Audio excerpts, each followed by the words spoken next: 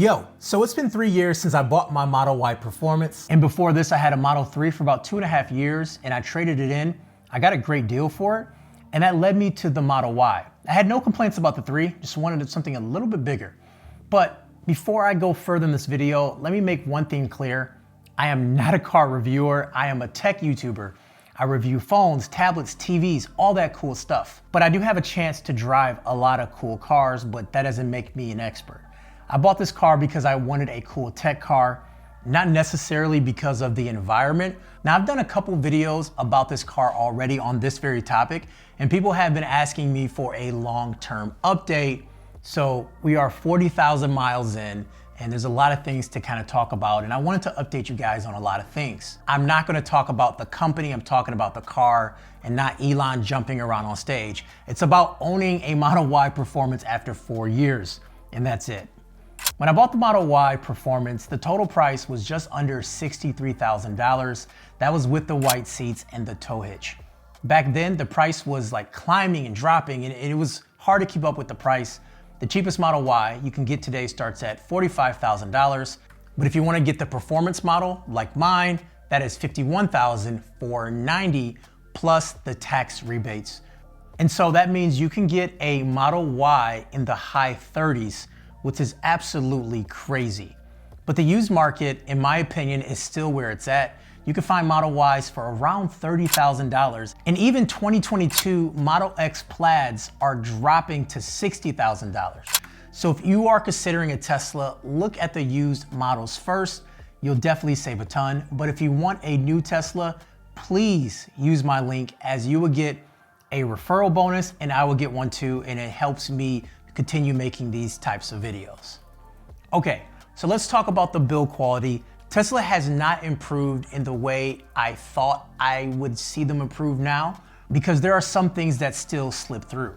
So in my car, the steering wheel, the vegan leather started to peel, and it peeled so bad that I ended up replacing it. It cost me $900. And it looks like it's a very common issue according to Reddit. Even on the newer models, they start to do that as well. It was actually since they switched over to a vegan leather over the real leather. And when talking to Tesla, it's due to hand lotions or hand sanitizer or some other element. Listen, I have driven cars for a very long time, and I've never heard of lotion destroying a steering wheel. Crazy. My spoiler also is chipping too, but replacing it would have cost over $1,000. And since it's something I don't look at often, I sort of left it. And then we had the TPMS sensor, which went bad on the rear tires. But that was something that was covered by Tesla. Not sure if that was a recall or still under warranty or something like that. And also with the all-wheel drive and the weight of these cars, you're gonna rip through tires very fast. And the tires are really expensive because they have the foam inside of the tires, which makes it quieter and it's better for range. So I do recommend getting those tires, but they're very expensive. I had to replace them after year 2, and now we're at year 4, and I'm due for another set, which was around $2,100. Let me tell you about another upgrade that I made to my car, and that is 3W liners. I talked about them in my previous video, and now this is year 2 with them, and honestly, they have been a game changer for me. Now before, I used to buy cheap floor mats to go through the winter, but they never fit right. You know, salt, debris, dirt, all would sneak under and end up damaging my car's carpets. And unlike other floor liners, there's actually a raised lip which protects the carpets underneath, meaning nothing gets through. They're custom designed for your floors, offering full coverage to keep your car clean and protected.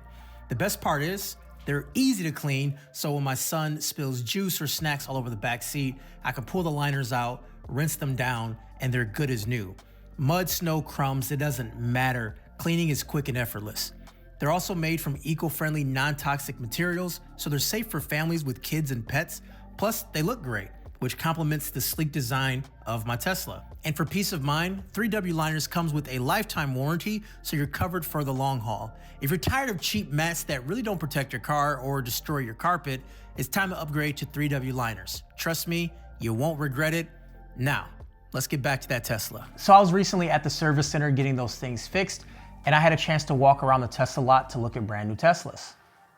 And lo and behold, the panel gaps were still there on some of the vehicles. They're minor, and they really don't bother you once you kind of get past it and move on. And honestly, Tesla won't do anything about them in the first place. It's not that I'm cool with it, but it's sort of like, what can you do about it, right? You can't deny every single car they're gonna give you. So the big takeaway is inspect your car carefully when you're buying a new one, because Tesla's quality control can be still hit or miss. And make sure you understand that once you accept your car, you only have a limited amount of time before you can return it. So a big question people want to know is about range and charging. So my real world range hasn't changed much. I still get around 280 miles under normal conditions and closer to like 170, 190 miles in the winter. And that is with the car plugged in, conditioning the battery. If you do a cold start, you could be 30%, even less than that. So I do recommend in the winter, you keep the car plugged in to keep the battery at the optimal temperature. Otherwise, you're gonna lose a lot of range because the car has to work so much more to keep the battery at that temperature. I'm not the most conservative driver out there, so you'll probably get better range than I would, but I enjoy my vehicle. I got the performance for a reason, and I drive it that way. Now, out of the 40,000 miles I've driven, I have averaged 270 WH per mile, which means I've used 10,800,000 watts of electricity, which at 12 cents a kilowatt, which is what I pay here in Michigan for time of day charging, would cost me $1,296. I've also charged not at home, and the rates of charging has changed throughout the time, and maybe I don't charge at night, so that's not a direct number, but it's more of a good indication of what charging would cost me for these 40,000 miles. So without doing math, I would think that it's cheaper than powering a gas vehicle and then including an oil change and things like that. I did invest in a CCS adapter, which has absolutely been game changing. Here's a quick story. I was on a golf trip recently and we were out in the middle of nowhere in Michigan. Now for my Michigan folk, we are right here. Now there weren't any Tesla superchargers nearby, but we have plenty of third-party chargers, like more than I thought there would be. So luckily, I bought a third-party CCS adapter before the trip, and that allowed me to tap into all the charging locations that were nearby where I was at. To make things easier, I used a free app called PlugShare. This app is absolutely incredible. It shows you all the available chargers in your area, and it even includes insights from the community. People leave reviews, they share tips, and sometimes they even offer up their own homes for charging. It's a really fantastic network. Now look, I understand I am not going to someone's crib and asking them, can I charge? But just to know that there's an option if I was in a bind is really nice to see. I've also seen options like hotels and restaurants offering up charging spots to customers. Without this adapter, I would have driven 30 miles out of the way to the nearest supercharger, which would have been a big inconvenience, and my whole trip would have been catered and centered around where I could charge at and when I can get back to the charger, which is something I obviously don't want to do. In big cities, charging isn't something I worry about, but when you're heading up to those rural areas, it is a different story. When it came to my home charging, I paid an electrician to run the wire from the basement, and I actually got a NEMA plug installed, which is a $30 plug versus the Tesla $500 plug or whatever that was. I talked about that in depth in my first video. I'll link it down below so you can go to that section. I don't want to rehash that. But now there's a lot of different incentives and rebates if you go through your electricity company, and that can mitigate a lot of the cost as well when it comes to installing charging at your house. So when it comes to the interior, this is where I started to get a little bit bored. The minimalist interior was cool at first, but after driving other cars with features like accent lightings, bigger screens, more screens, manual controls, I know Tesla likes the minimalistic look and it also saves them money, but there gotta be something else. It's just kind of getting boring. There's one thing in the app that has actually fixed a big problem that I had, and I talked about this in my previous video where the door handles would freeze into the car's body. So now within the app, I can actually open the door of the car, which will mitigate that being an issue.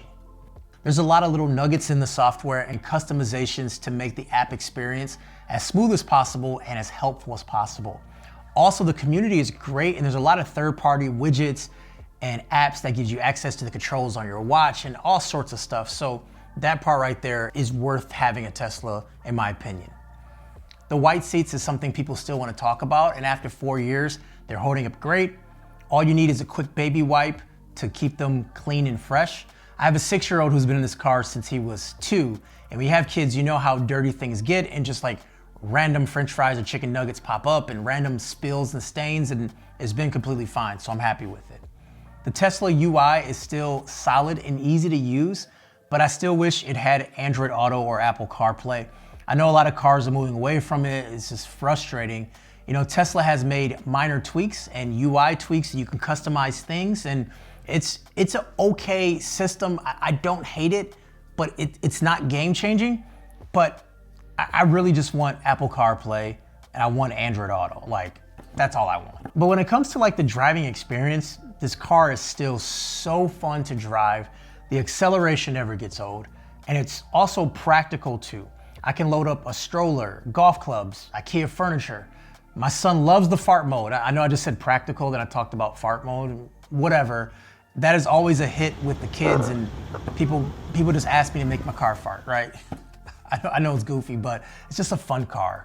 And speaking of fun, the Summon feature has gotten some updates, and it's definitely fun, but it's actually practical because just recently I had knee surgery, so it was really nice to be able to bring my car around from the parking lot right to where I was. It's really great and very handy, and it's actually a brand new version compared to what I talked about last year. It's called Actually Smart Summon. I know.